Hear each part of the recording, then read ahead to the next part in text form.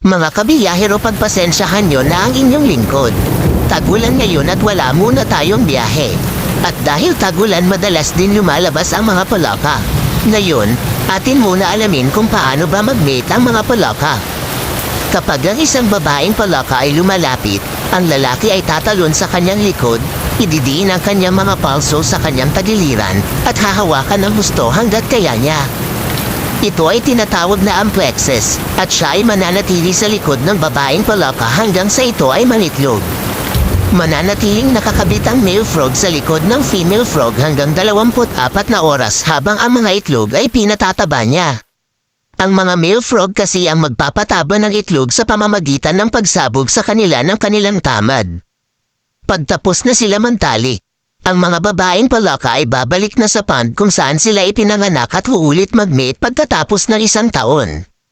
Maraming salamat po sa panonood at meron na naman tayong munting natutunan. Hanggang sa muli mga kabiyahero.